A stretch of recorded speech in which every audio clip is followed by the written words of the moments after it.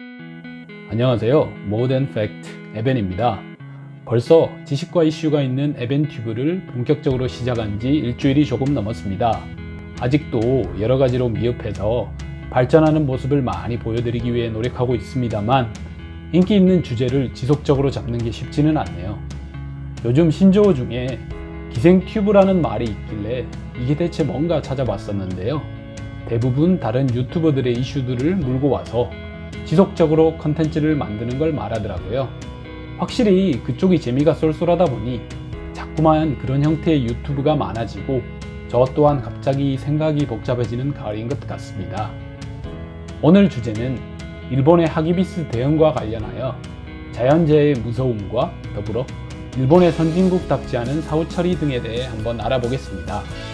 관련 정보를 조사하면서 일본의 실체가 오히려 지금의 모습이 아닐까 하는 생각이 점점 명확해지는 것 같습니다. 국민들이 워낙 수동적이고 자기 주장이 약해 현 수준으로 대응해도 큰 이슈가 없는 거지, 한국에서 과연 저렇게 대응하고 정권을 7년, 8년 유지할 수 있을지 의문이네요. 그럼 먼저 팩트 위주로 몇 가지 짚어보고 이후 얘기를 이어가도록 해보겠습니다.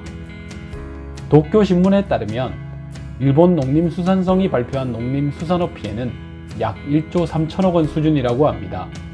농업시설, 농지 및 농작물 외 훼손 규모가 조단위 수준으로 어마어마한 피해로 보입니다. 또한 신칸센 열차 96량 전부 폐차할 위기에 처해 피해 규모는 이것만 약 1200억 원 수준이라고 합니다. 전기 부품 등이 많이 탑재된 최신식 기차는 침수 시 대부분 폐차를 피할 수 없을 겁니다. 우리나라도 실제 저런 피해가 있을 시 KTX 차량을 대부분 폐차해야 할 것으로 보이고요. 그보다 심각한 문제들은 역시 각종 쓰레기와 핵 폐기물에 대한 내용일 텐데요. 일본 환경성에 따르면 현재 정확한 집계는 불가능하며 추산치만 수백만 톤 규모에 이를 것으로 확인된다고 합니다.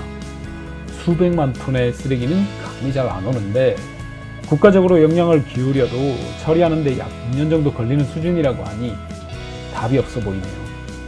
지금부터 태풍 없는 기간 내내 복구 작업하면서 내년 태풍 시즌을 다시 걱정해야 하니까요. 그리고 가장 중요한 핵 폐기물은 도대체 무슨 일이 벌어지고 있는 건지 세세하게 파악이 안 되고 있는 상황입니다. 그나마 일부 뉴스 등에서 핵 폐기물이 유실됐다고 알려지고 있는데 일본 정부는 정확하게 발표하지 않고 숨기기에 급급한 것 같습니다. 사진에서 보시듯 대부분 검은 비닐에 단순히 포장되어 있는 방사성 폐기물도 얼마나 유실되었고 다시 수거한 양은 얼마인지 진실된 이야기를 할 생각은 없어 보이네요. 사탄이 지구 망해가는 거 보며 아주 기립박수를 칠 기세입니다. 어차피 이 기회를 틈타 후쿠시마 오염수도 바다로 흘려버린다면 앞으로 어떤 피해가 일어날지 상상조차 하기 어려울 것 같고요. 이 와중에 맥주 수출 99.9% 추락 소식이 있었죠. 근데 역시 내로남불의 나라답게 한일 관계가 인적 교류에 영향을 줘선 안 돼 라는 얘기를 하고 있습니다. 유감은 뭐가 유감인 건지. 어차피 TV쇼에서 한국인들은 일본 맥주 안 팔면 폭동 날 거라고 하는 인간들이 설치는 게 현실이니 당분간은 계속 이 모드일 것 같네요. 그동안 일주일 넘게 방송을 올리며 정말 많은 것들을 경험하고 배우고 있는 것 같습니다. 제가 초기엔 이렇게 다 육성으로 녹음을 했었는데 인공지능 목소리를 활용하게 된 가장 큰 이유는 초기 시작할 때 감기가 걸려가지고 이게 제 목소리가 아닌 것 같은 거예요. 그래서 컨디션에 구애받지 않고 안정적으로 목소리를 낼 수 있는 인공지능을 활용하게 됐고요. 근데 최근에 이것마저 유료화 전환이 되면서 또 유료화뿐만 아니라 사실 제가 한 6개, 5개 정도 녹음을 해보니 제가 내는 어떤 뉘앙스, 톤 이런 것들이 하나도 반영이 안 되고 예를 들면 이런 게 있습니다. 지난번 방송에서 나왔던 부분인데요.